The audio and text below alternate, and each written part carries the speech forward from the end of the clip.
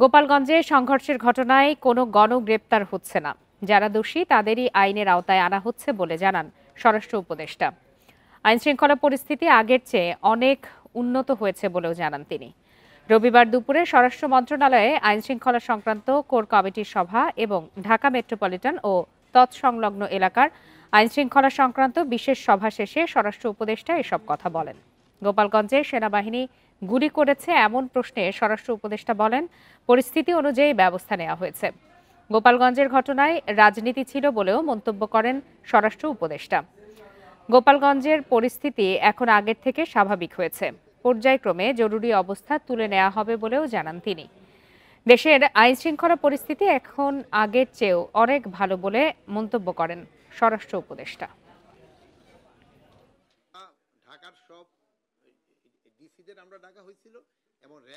অন্যায় করলে সে গ্রেপ্তার হবে। আমি একটা কথাই বলছি, কোন অবস্থায় যেন সে দুষ্কৃতিকারী ছাড়া না যেন পায়, আর যেন যে অপরাধ করে নাই যে যেন কোনো অবস্থায় ধরা না পড়ে। গোপালগঞ্জে কারফিউ শেষে সকাল ৬টা থেকে রাত ৮টা পর্যন্ত ১৪৪ ধারা জারি করেছে প্রশাসন। তবে এর আওতামুক্ত পরীক্ষার্থী, শিক্ষার্থী, সরকারি অফিস এবং জরুরি পরিষেবা। অনেকটাই স্বাভাবিক হয়ে আসছে শহরের পরিস্থিতি। এদিকে সংঘর্ষের ঘটনায় এখন পর্যন্ত ২৯১ জনকে গ্রেপ্তার করা হয়েছে। এনসিপির সমাবেশে হামলা ও সংঘর্ষের ৪ দিন পর গোপালগঞ্জে অনেকটাই স্বাভাবিক হতে শুরু করেছে জনজীবন। পরিস্থিতি বিবেচনায় কারফিউর সময় না বাড়িয়ে রোববার সকাল ৬টা থেকে রাত ৮টা পর্যন্ত ১৪৪ ধারা জারি করে প্রশাসন। নিষিদ্ধ সভা, মিছিল ও জনসমাবেশ। কারফিউ না থাকায় খুলেছে দোকানপাট, ব্যবসা প্রতিষ্ঠান, সরকারি অফিস ও আদালত। বেড়েছে যানবাহন চলাচল।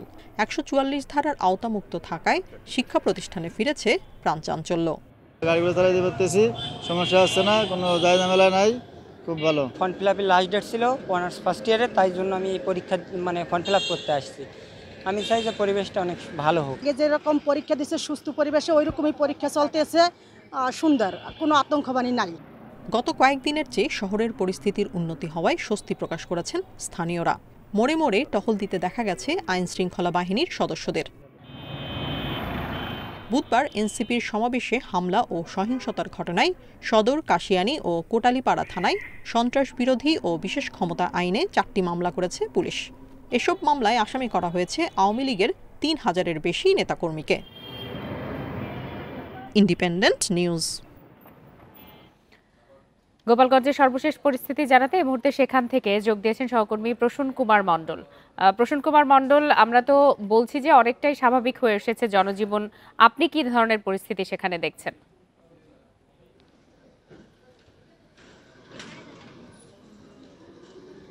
গোপালগঞ্জে কিন্তু সকাল থেকেই সাধারণ মানুষ রাস্তায় বেরিয়েছে, শিক্ষার্থীরা বেরিয়েছে, কর্মজীবীরা বেরিয়েছে, শ্রমজীবী মানুষ বেরিয়েছে। সকালের দিকে কিছু দোকানপাট খুললেও কিছু সময় পরে আবার সেটি বন্ধ করে দেয়। যা জানেন, অনলাইনের মাধ্যমে একটি হরতালের ডাক দিয়েছিল আওয়ামী লীগ সরকার, আওয়ামী লীগ দলীয় নেতাকর্মীরা।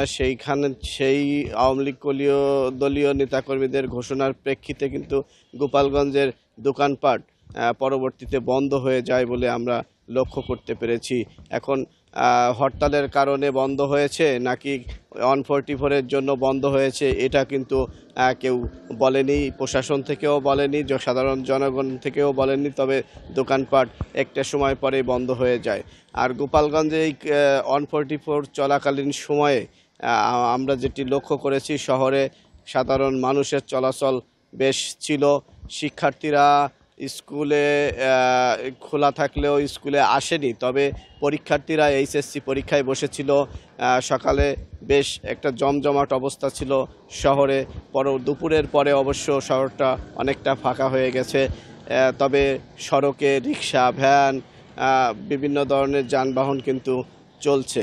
আরেকটি বিষয় হচ্ছে, যেটি আমরা সাধারণ মানুষের কাছ থেকে জানতে পেরেছি, যে গ্রেপ্তার আতঙ্ক। এই গ্রেপ্তার আতঙ্কটাই কিন্তু বড় হয়ে দাঁড়িয়েছে গোপালগঞ্জের 5টি উপজেলায়, শুধু শহর নয়, এই গ্রেপ্তার আতঙ্ক গ্রামেও রয়েছে।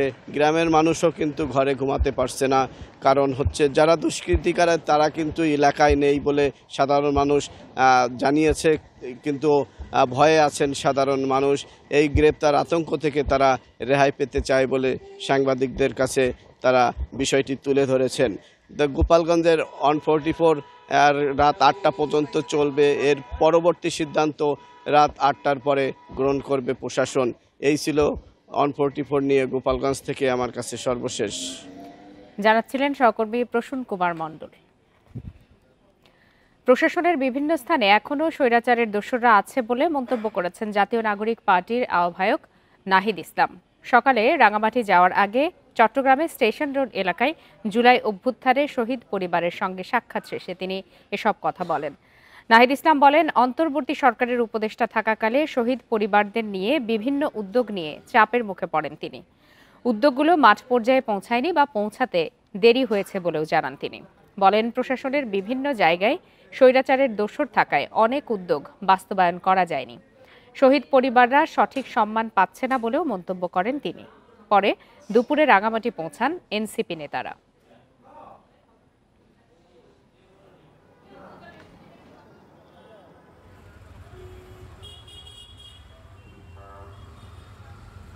আমাদের জায়গা থেকে আমরা বিভিন্ন উদ্যোগ নেওয়ার ক্ষেত্রে প্রেশারাইজ করছি সর্বোচ্চভাবে, কিন্তু দেখা গেছে সরকারের উদ্যোগগুলা মাঠ পর্যায়ে পর্যন্ত পৌঁছায় নাই বা পৌঁছাইতে দেরি করতেছে, বা সেইখানে অনেক ধরনের ঝামেলা আসলে হয়, কারণ এখনো প্রশাসনের বিভিন্ন জায়গায় আসলে স্বৈরাচারের দোসররা আছে। জুলাই আন্দোলনের বর্ষপূর্তিতে চাঁদপুরে গ্রাফিতি ও চিত্রাঙ্কন প্রতিযোগিতা অনুষ্ঠিত হয়েছে। দুপুরে চাঁদপুর সরকারি মহিলা কলেজের সীমানা প্রাচীরে এই প্রতিযোগিতার আয়োজন করা হয়। অংশ নেয় 40টি শিক্ষা প্রতিষ্ঠানের শিক্ষার্থীরা। জেলা প্রশাসক জানান, দেয়াল লিখনের জুলাই আগস্টে যারা জীবন দিয়েছেন ও বিভিন্নভাবে নির্যাতিত হয়েছেন সেই চিত্র এখানে উঠে এসেছে। পাশাপাশি দেশের সকল মানুষের অধিকারও তুলে ধরা হয়েছে। প্রতিযোগিতায় বিজয়ীরা বিভাগীয় ও জাতীয় চিত্রাঙ্কন প্রতিযোগিতায় অংশ নেয়ার সুযোগ পাবেন বলে জানান আয়োজকরা।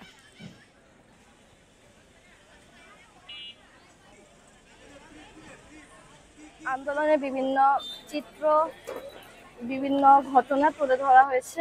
আন্দোলন করেছে আবু সাইদ এবং মুগ্ধ, যারা এই দেশের জন্য শহীদ হয়েছেন, তাদের এই চিত্রটা ফুটে উঠেছে এখানে। এই জুলাই আগস্ট গণ অভ্যুত্থানে তারা রক্ত দিয়েছে, তারা আন্দোলন করেছে, তারা বিভিন্নভাবে নির্যাতিত হয়েছে, এবং সেই চিত্রটাই আসলে এই গ্রাফিতিতে ফুটে উঠছে আর কি। বর্ষার শুরু থেকে ভোলার মেঘনা ও তেঁতুলিয়া নদীতে ভাঙন বেড়েছে। এর মধ্যে সদরের 5 ইউনিয়নের কয়েক কিলোমিটার নদী তীরের এলাকা বিলীন হয়েছে। হুমকির মুখে শহর রক্ষা বাঁধ। জেলার অন্তত 80টি পয়েন্টে ভাঙন দেখা দিয়েছে।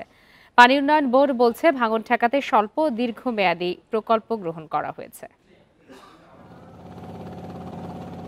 ভরা বর্ষায় টানা বৃষ্টি ও উজানের পানি বঙ্গোপসাগরে নামছে মেঘনা তেঁতুলিয়া নদী দিয়ে। এতে পানির তোড়ে ভেঙে যাচ্ছে ভোলার বিস্তীর্ণ এলাকা। গত কয়েকদিনে সদর উপজেলার শিবপুর ইউনিয়নের কয়েক কিলোমিটার এলাকা মেঘনার গর্ভে বিলীন হয়েছে। কেবল শিবপুর নয়, মেঘনা তীরের ধনিয়া, কাচিয়া, পূর্ব ইলিশা ও রাজাপুর ইউনিয়নের ঘরবাড়ি, ফসলের ক্ষেত, হাটবাজার ও শিক্ষা প্রতিষ্ঠানও যাচ্ছে নদীগর্ভে। ভাঙন অব্যাহত থাকায় শহর রক্ষা বাঁধ বিলীন হওয়ার শঙ্কায় স্থানীয়রা। ভাঙতে ভাঙতে আপনার রাস্তার কিনারে আসা পড়ছে, যে স্রোত, এই স্রোতে আপনার রাস্তাঘাট ভাঙনের সম্ভাবনা আছে। মেদুয়া, শান্তিরাট, বোলারখাল, শিবপুর, কালীকিত্রি, দুনিয়া ব্লক না থাকার কারণে ভাঙে যেতে আছে। সাররা কাজ করতে আছে, কিন্তু এটা হইতে আছে না, কিন্তু ব্লক হালান্তর কাছে কিন্তু হালাতে আছে বস্তা, কিন্তু এতে কোনো রক্ষা পাইতেছি না আমরা। পানি উন্নয়ন বোর্ড জানিয়েছে, ভাঙন ঠেকাতে 76 লাখ টাকা ব্যয়ে শিবপুরের 60 কিলোমিটার এলাকায় জিও ব্যাগ ফেলা হয়েছে। এছাড়া 4 কিলোমিটার এলাকার অতি ঝুঁকিপূর্ণ নদী তীর সংরক্ষণ ও 6 কিলোমিটার এলাকায় বন্যা নিয়ন্ত্রণ বাঁধ তৈরির একটি প্রকল্প হাতে নেওয়া হয়েছে। প্রিকশনারি কাজ চলমান আছে। এছাড়াও এই দুনিয়া, শিবপুর, মেদু এলাকার রক্ষায় আমরা একটা প্রকল্প গ্রহণ করেছি। প্রকল্পটি প্রক্রিয়াধীন আছে। এই প্রকল্পে 4 কিলোমিটার নদীতে সংরক্ষণ কাজ, 6 কিলোমিটার ডাল সংরক্ষণ সহ বাঁধ পুনর্বাসন কাজ অন্তর্ভুক্ত করা আছে। বর্ষার শুরু থেকে জেলার 80 পয়েন্টে ভাঙন দেখা দিয়েছে। ভাঙন ঠেকাতে প্রায় 3.5 কোটি টাকার আরও 4টি প্রকল্পের কাজ চলছে বলে জানিয়েছে পানি উন্নয়ন বোর্ড। Independent news. শেরপুরের গারো পাহাড়ে হাতি ও অন্য বন্যপ্রাণীর খাদ্য নিশ্চিতে প্রথমবারের মতো গড়ে তোলা হচ্ছে খাদ্য বাগান, যেখানে হাতি ও বন্যপ্রাণীর জন্য ৬০ প্রজাতির ফলদ ও বনজ গাছের চারা লাগানো হয়েছে। বাগানটি তৈরি হলে বন্যপ্রাণীদের খাদ্য ঘাটতি মেটানো এবং মানুষ ও প্রাণীর সহাবস্থান নিশ্চিত হবে বলে আশা বন বিভাগের। ভারতের মেঘালয় সীমান্ত ঘেঁষা শেরপুরের শ্রীবরদী, ঝিনাইগাতি ও নালিতাবাড়িতে বন্য হাতির অবাধ বিচরণ। সবচেয়ে বেশি হাতি মেলে শ্রীবরদীর রাজার পাহাড়ে। তবে পাহাড়ে খাদ্য সংকটের কারণে লোকালয়ে আসতে বাধ্য হয় হাতি। 10 বছরে গারো পাহাড়ে হাতি মানুষ দ্বন্দ্বে মারা গেছে 36 জন মানুষ ও 35টি হাতি। মানুষ হাতি দ্বন্দ্ব নিরসনে গারো পাহাড়ে খাদ্য বাগান গড়ে তুলেছে বন বিভাগ। সেখানে চাপালিশ, কাজু বাদাম, জলপাই সহ 60 প্রজাতির ফলদ ও বনজ গাছের চারা রোপণ করা হয়েছে। বাগানগুলো করছে, এখন আইসে হাতি এসে এখানে ফলমূল খাবে, আমাদের বাড়ি ঘরে যাবে না। খাবার একটা সুযোগ তৈরি হবে, যার ফলে এরা বাড়ি ঘরে আক্রমণ করবে না, জনগণের মধ্যে আক্রমণ করবে না। হাতি, বানর, মায়াহরিণ সহ বিভিন্ন প্রাণীর খাদ্যাভ্যাস মাথায় রেখে বাগান তৈরির প্রকল্প নেওয়া হয়েছে।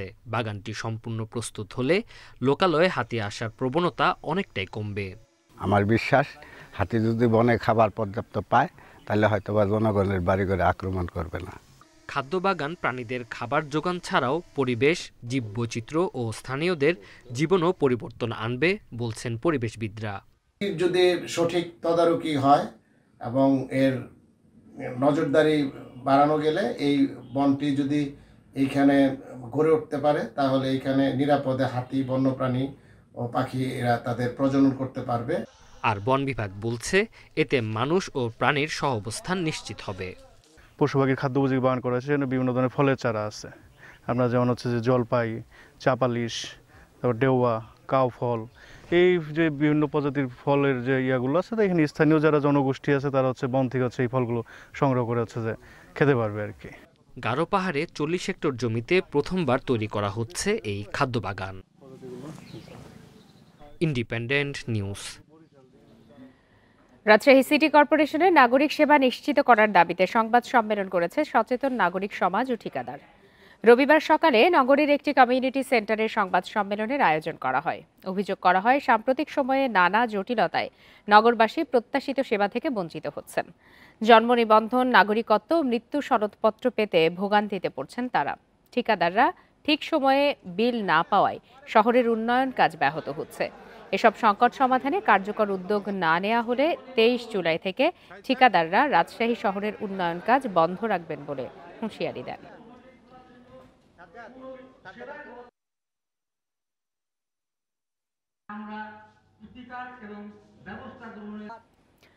প্রকৌশলীদের অধিকার নিশ্চিত করার দাবিতে মানববন্ধন করেছেন রাজশাহী প্রকৌশল ও প্রযুক্তি বিশ্ববিদ্যালয়ের শিক্ষার্থীরা। সকাল 11:30 থেকে প্রায় 2 ঘণ্টা নগরীর হেতেম খাঁ এলাকার নেসকো কার্যালয়ের সামনে এই মানববন্ধন কর্মসূচি পালন করেন তারা। এ সময় শিক্ষার্থীরা নেসকোর কাছে 3 দফা দাবি বাস্তবায়নের আহ্বান জানান।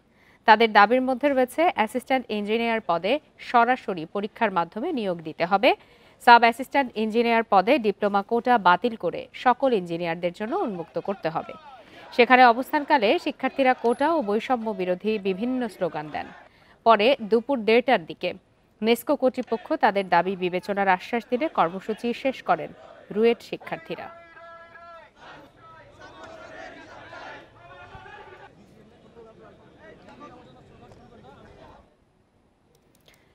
এনসিপির পদযাত্রা কর্মসূচির খবর সংবাদের শুরুতেই জানাচ্ছিলাম। এবারে এ বিষয়ে সর্বশেষ তথ্য জানাতে চট্টগ্রাম থেকে যোগ দিয়েছেন সহকর্মী আলমগীর সবুজ।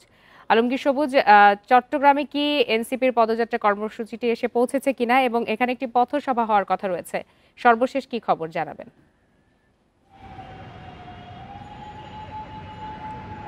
জাতীয় নাগরিক পার্টি এনসিপি তারা রাঙ্গামাটি থেকে তাদের যে পদযাত্রা রাঙ্গামাটিতে আজকে ছিল সেটা 2:30টার দিকে শেষ হয়েছে। আমরা যেটা খবর পেয়েছি 3টার দিকে তারা চট্টগ্রামের উদ্দেশ্যে রওনা হয়েছে এবং একটু আগে আমরা যে খবর পেলাম তারা ইতিমধ্যে চট্টগ্রাম শহরে প্রবেশ করেছে। একটু পরে আসলে এই 2 নম্বর গেট আমরা আজকে যেখানে যে সমাবেশের স্থল চট্টগ্রামের বিপ্লব উদ্যান আপনারা দেখছেন, এখানে মঞ্চ প্রস্তুত করা হয়েছে। তারা এটা অতিক্রম করে আমরা যেটা খবর পেয়েছি তারা দুপুরের খাবার খাবেন। এর জন্য তারা নিউ মার্কেট এলাকায় আমরা যেটা খবর পেয়েছি তারা হোটেল সৈকতে অবস্থান করবেন। সেখানে খাবার এবং বিশ্রাম শেষে তারা এই সমাবেশস্থল, যেটা 2 নম্বর গেটের বিপ্লব উদ্যান, যেখান থেকে জুলাই আন্দোলনের অনেক কর্মসূচি এখান থেকে হয়েছিল গত বছর, সেই বিপ্লব উদ্যানে তারা সমাবেশে মিলিত হবে। আগে যেমনটা আমাদেরকে জানানো হয়েছিল, তারা রাঙ্গামাটি থেকে চট্টগ্রাম নগরের বহদ্দার হাট এসে সেখান থেকে পদযাত্রা করে মুরাদপুর হয়ে এখানে এসে সমাবেশ করবেন।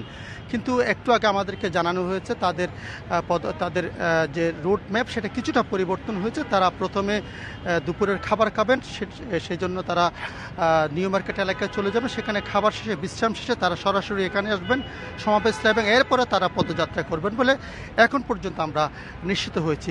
এর মধ্যে আসলে মঞ্চ তো প্রস্তুত হয়েছে, আপনারা দেখছেন নিশ্চয়ই। মঞ্চে একটু আগে পুলিশ বিভাগের যারা নিরাপত্তার দায়িত্বে আছেন তারা এখানে পরীক্ষা নিরীক্ষা করেছেন কোনো ধরনের বিশৃঙ্খল যাতে পরিস্থিতি না ঘটে সেজন্য তারা সতর্ক পহরায় আছেন। এবং আমরা দেখি আইন শৃঙ্খলা রক্ষাকারী বাহিনীর অনেক পুলিশের উপস্থিতি দেখেছে এই 2 নম্বর গেটের এলাকা জুড়ে, এবং একটু পরপর আসলে মানুষজন আসছে এবং আমরা খবর পেয়েছি বিভিন্ন উপজেলা থেকে মিছিলে করে এখানে এনসিপির নেতাকর্মীরা এই সমাবেশে যোগ দেবেন এবং তারা আশা করছেন অন্তত 10,000 মানুষের সমাগম হবে আজকের এই এনসিপির সমাবেশে। চট্টগ্রাম থেকে জানাচ্ছিলেন সহকর্মী আলমগীর সবুজ। ঝালকাঠির রাজাপুরে মঠবাড়ি মোহাম্মদিয়া দাখিল মাদ্রাসায় পরীক্ষার সময় ভবনের পলেস্তারা খসে পড়ে আহত হয়েছেন 7 শিক্ষার্থী। সকাল 10:30টার দিকে নবম ও দশম শ্রেণীর দ্বিতীয় সাময়িক পরীক্ষা চলার সময় এই দুর্ঘটনা ঘটে। আহতদের প্রাথমিক চিকিৎসা দেওয়া হয়েছে। তাদের একটি নিরাপদ কক্ষে স্থানান্তর করে পরীক্ষা নেওয়া হয়। এ ঘটনায় শিক্ষার্থীদের মধ্যে আতঙ্ক ছড়িয়ে পড়ে। দুর্ঘটনার পরপরই অনেক অভিভাবক মাদ্রাসায় ছুটে আসেন সন্তানদের খোঁজ নিতে। অভিযোগ আছে, দীর্ঘদিন ধরে সংস্কার না হওয়ায় ভবনটি মারাত্মক ঝুঁকিপূর্ণ হয়ে ওঠে।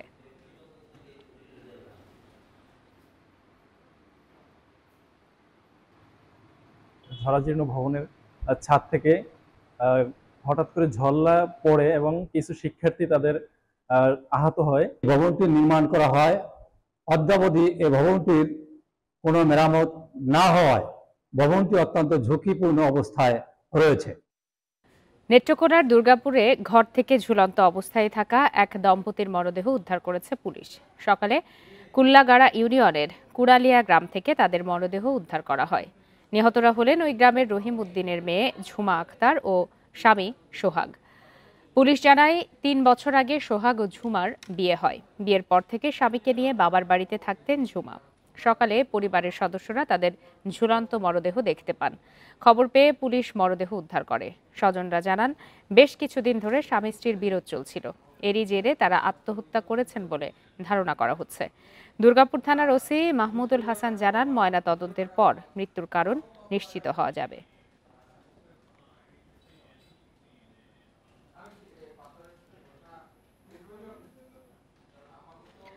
চাঁপাইনবাবগঞ্জের জোহরপুর সীমান্ত দিয়ে অবৈধভাবে ভারতে যাওয়ার পর নিখোঁজ রয়েছেন মোহাম্মদ লালচাঁদ নামে এক বাংলাদেশি যুবক।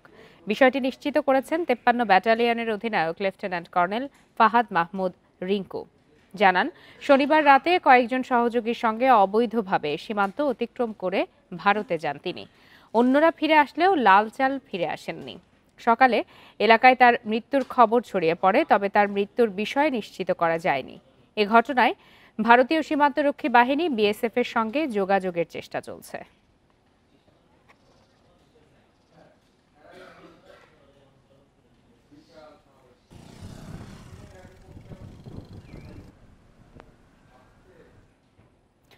সিলেট ও সুনামগঞ্জের বিভিন্ন সীমান্তে অভিযান চালিয়ে প্রায় 3 কোটি টাকা মূল্যের ভারতীয় অবৈধ পণ্য জব্দ করেছে বিজিবি।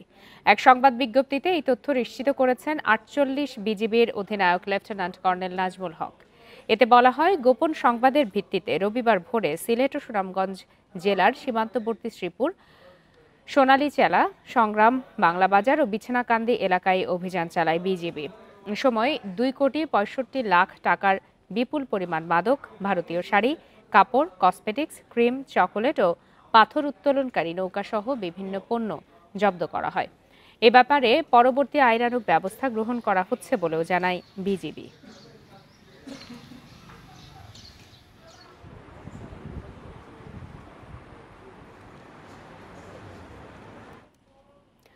সমালোচনার মুখে ময়মনসিংহ শহরের হরিকিশোর রায় রোডে 200 বছরের পুরানো বাড়ি আর ভাঙা হচ্ছে না।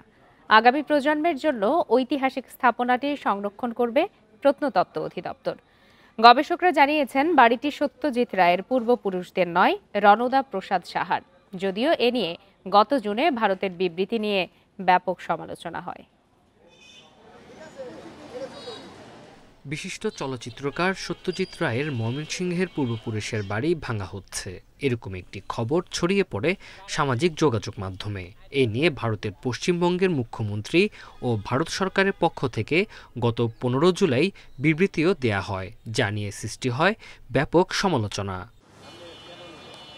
200 বছরের পুরনো বাড়িটির মালিকানা নিয়ে মাঠে নামে জেলা প্রশাসন।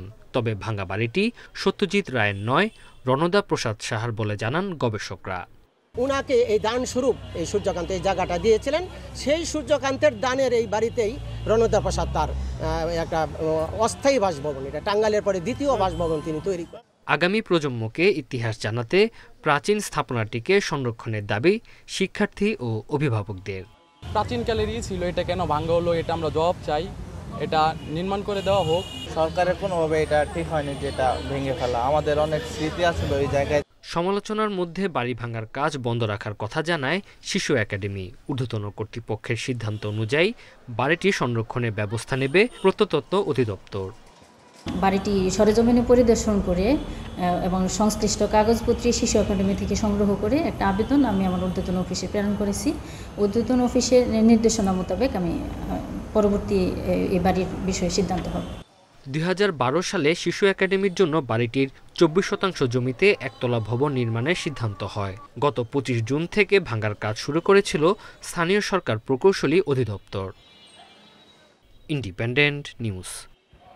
বাংলাদেশ থেকে আলজেরিয়ায় পেয়ারা রপ্তানির সম্ভাবনা রয়েছে বলে জানিয়েছেন বাংলাদেশে নিযুক্ত দেশটির রাষ্ট্রদূত আব্দুল ওয়াহাব সাইদানি। রবিবার সকালে ঝালকাঠির ভাসমান হাট ও পেয়ারা বাগান পরিদর্শন শেষে এই আশাবাদ জানান তিনি। রাষ্ট্রদূত বলেন, এখানকার ভাসমান হাট ও পেয়ারা চাষ অত্যন্ত মনোমুগ্ধকর। এখান থেকে আলজেরিয়ায় পেয়ারা রপ্তানির সম্ভাবনা রয়েছে। বিষয়টি সরকার ও সংশ্লিষ্ট মন্ত্রণালয়ের সাথে আলোচনার মাধ্যমে এগিয়ে নেয়ার চেষ্টা করবেন বলেও জানান তিনি। এ সময় ভীমরুলি ও আটঘর কুড়িয়ানা এলাকা ঘুরে দেখেন রাষ্ট্রদূত।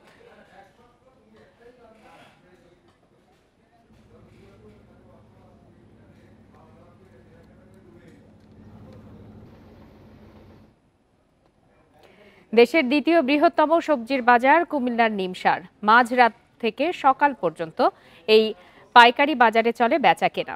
দৈনিক বিক্রি 2 থেকে 3 কোটি টাকা। আবহাওয়া ও সবজির সরবরাহের উপর নির্ভর করে এই বাজারের দাম দর।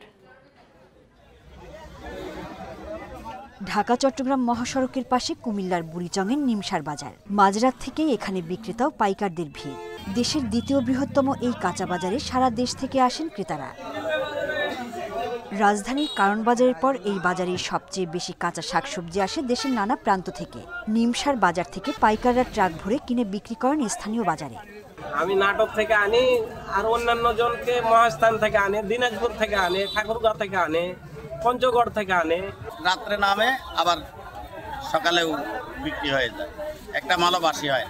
সম্প্রতি অতিবৃষ্টি বিভিন্ন এলাকায় জলাবদ্ধতার কারণে নিমসার বাজারে শাকসবজির দাম প্রতিদিনই ওঠানামা করছে। আড়তদাররা জানান, সরবরাহ কম থাকলে স্বাভাবিকভাবেই সবজির দাম বাড়ে। তবে গত সপ্তাহের তুলনায় এ সপ্তাহে দাম কিছুটা কম।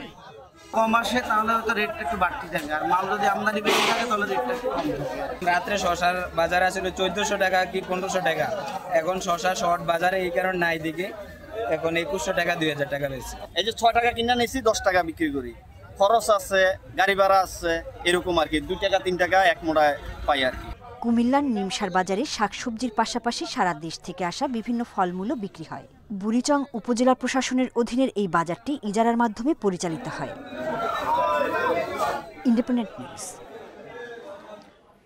তারুণ্যকে প্রযুক্তি নির্ভর মানব সম্পদে পরিণত করতে বরিশালে গড়ে তোলা হয় IT training and incubation centre. প্রায় 80 কোটি টাকা ব্যয়ে 6 তলা বিশিষ্ট ভবনটির নির্মাণ কাজ শেষ হয় 3 বছর আগে। 2022 সালের জুলাইয়ে উদ্বোধন করা হলেও শুরু করা যায়নি কার্যক্রম। এখন সেখানে সৃষ্টি হয়েছে ভুতুড়ে পরিবেশ, কাজে আসছে না অবকাঠামোটি। 2017 সালে বরিশালের নথুল্লাবাদ এলাকায় 2.5 একর জমির উপর শুরু হয় আইটি ট্রেনিং অ্যান্ড ইনকিউবেশন সেন্টারের নির্মাণ কাজ। 2021 সালের 31 ডিসেম্বরের মধ্যে চালুর কথা থাকলেও এখনও অকার্যকর অবস্থায় পড়ে আছে কেন্দ্রটি। বিল বাকি, তাই পানি ও বিদ্যুৎ সরবরাহ বন্ধ। সেন্টারটিতে 5 জন কর্মী থাকলেও কাজের সুযোগ না থাকায় অলস সময় পার করছেন তারা। সংশ্লিষ্টদের অভিযোগ, সময়মতো সেন্টারটি চালু হলে এতদিনে 2000 আইটি উদ্যোক্তা তৈরি হতো। Graphics design, video editing, web development, digital marketing থেকে শুরু করে ই-কমার্স সহ মোট 16টি সেক্টরে প্রশিক্ষণের সুযোগ ছিল এখানে। প্রকল্প চলাকালে এখান থেকে 16,000 জনকে প্রশিক্ষণ দেওয়ার লক্ষ্য নির্ধারণ করা হয়েছিল। ডিজিটাল মার্কেটিং, ফ্রিল্যান্সিং এবং ইউসিসি এই ট্রেনিং করানোর পরে এখন আপাতত কোনো ট্রেনিং নাই। বুঝি যে এখানে ট্রেনিংগুলো যদি চালু থাকতো তাহলে আরও ভালো হতো, স্টুডেন্টরা অনেক গাইডলাইন পেত। বরিশাল শিক্ষা বোর্ড ও মাদ্রাসা বোর্ডের অধীনে প্রতি বছর পাশ করে প্রায় 2.5 লাখ শিক্ষার্থী। এদের একটি বড় অংশ প্রযুক্তিগত শিক্ষা থেকে বঞ্চিত হচ্ছে বলে জানিয়েছে বরিশাল শিক্ষা বোর্ডের চেয়ারম্যান। 10, 20, 15, 30 হাজার ছাত্রছাত্রীরা আমরা একটা ট্রেনিং নিতে পারে। ট্রেনিং নিয়ে এরা বাইরে নিজেদের একটা কর্মসংস্থানের ব্যবস্থা করতে পারে। হ্যাঁ, সেই জন্য এটা যদি বন্ধ থাকে, এটা দ্রুত চালু করার জন্য ব্যবস্থা নেওয়া উচিত। কেন্দ্রটি দ্রুত চালুর উদ্যোগ নেওয়া হয়েছে বলে জানিয়েছে জেলা প্রশাসন। সংশ্লিষ্ট মন্ত্রণালয়ের যে পিডি আছে তার সাথে আমাদের যোগাযোগ হয়েছে, এখনও পুরোপুরি কাজটা কমপ্লিট হয় নাই। তো আমরা বলেছি যে দ্রুত এই প্রকল্পের কাজটি সম্পন্ন করার পরে এখানে অনেক স্টুডেন্টরা বেরিয়ে আসছে, তারাও যেন এখান থেকে এই সুবিধাটা পায়, এই জন্য আমরা প্রয়োজনীয় উদ্যোগ গ্রহণ করব। দেশের দক্ষিণাঞ্চলের প্রযুক্তি উন্নয়ন ও তারুণ্যের কর্মসংস্থানে গুরুত্বপূর্ণ ভূমিকা রাখার কথা ছিল এই সেন্টারটির, কিন্তু সরকারি উদ্যোগের অভাবে তা বাস্তবায়ন হচ্ছে না। Independent news. খুলনায় হোগলা পাতার ঝুড়ি আর সুপারি গাছের খোলের তৈরি প্লেট যাচ্ছে ইউরোপ আমেরিকায়। ঝুড়ি ও প্লেট তৈরি করে স্বাবলম্বী হচ্ছেন নারীরাও। উদ্যোক্তারা বলছেন, পরিবেশ সম্মত এসব পণ্যের চাহিদা রয়েছে বিদেশেও। কার্যকর পদক্ষেপ নেওয়া হলে আয় হবে বৈদেশিক মুদ্রাও। খুলনার ডুমুরিয়ার ভিলেজ সুপার মার্কেটে হোগলা পাতার তৈরি সুতা দিয়ে তৈরি হচ্ছে ঝুড়ি। ঘরের সরঞ্জামাদি রাখতে পরিবেশসম্মত এই ঝুড়ির চাহিদা রয়েছে বিদেশে। একদিনে একজন ঝুড়ি তৈরি করছেন 2 থেকে 3টি। এ থেকে আয় দিয়ে সংসারে আসছে আর্থিক স্বচ্ছতা। আমরা এই জায়গায় এসে মানে আমাকে পরিবারের স্বাস্থ্যতা বাড়েছে, বাড়িটি আয় আসছে, ছেলে মেয়েরা স্কুলে যাতে কোনো সমস্যা আসছে না। আমরা যা পাই আল্লাহর মধ্যে ভালোই পাই, ভালোভাবে দিনগুলো যাচ্ছে। তখন ছিল না, তখন সমস্যা ছিল, এখন এটি আসে আমাকে ভালোই আসছে। পাশেই আবার সুপারি গাছের পাতার খোল দিয়ে তৈরি হচ্ছে ওয়ান টাইম থালা। এগুলো রপ্তানি হচ্ছে বিদেশে। মেশিনে তৈরি করছেন নারীরা। শিখেছি, শিখে আমরা ফ্রেমে উঠেছি। এখন আমরা প্রতিদিন একটা করে ফ্রেম বুনে ওই বাস্কেট বুনে দিচ্ছি। উদ্যোক্তারা বলছেন, নোয়াখালী ও ভোলা থেকে হোগলা পাতা আর খুলনা, বাগেরহাট, পিরোজপুর অঞ্চল থেকে সংগ্রহ করা হয় সুপারি গাছের ফল। এসব দিয়ে তৈরি পণ্য রপ্তানি হচ্ছে ইউরোপ, আমেরিকাতে। হোগলা পাতা দিয়ে বাস্কেট তৈরি করি এবং সুপারি পাতা দিয়ে প্লেট তৈরি করি। এটা মূলত আমরা আমেরিকা ও ইউরোপ কান্ট্রিতে, সুইজারল্যান্ড ও হল্যান্ডে পাঠাই দিই। এটা বৈদেশিক মুদ্রার চাহিদা আছে। চালুর 9 মাসে এই প্রতিষ্ঠানটি 1 লাখের বেশি থালা তৈরি করেছে। পাশাপাশি তৈরি হয়েছে 10,000 হোগলা পাতার তৈরি ঝুড়িও। অভিজিৎ পাল, ইন্ডিপেন্ডেন্ট নিউজ, খুলনা। 2024-25 অর্থ বছরে হিলি স্থলবন্দরে রাজস্ব আহরণে ঘাটতি দাঁড়িয়েছে 20 কোটি 76 লাখ টাকা। এ সময় লক্ষ্যমাত্রা ছিল 740 কোটি 9 লাখ টাকা। এর বিপরীতে আহরণ হয়েছে 719 কোটি 33 লাখ টাকা। ভারতে বাংলাদেশের সম্পর্কের অবনতির কারণে আমদানি কমায় রাজস্ব আহরণ কমেছে বলে দাবি কাস্টমস কর্তৃপক্ষের।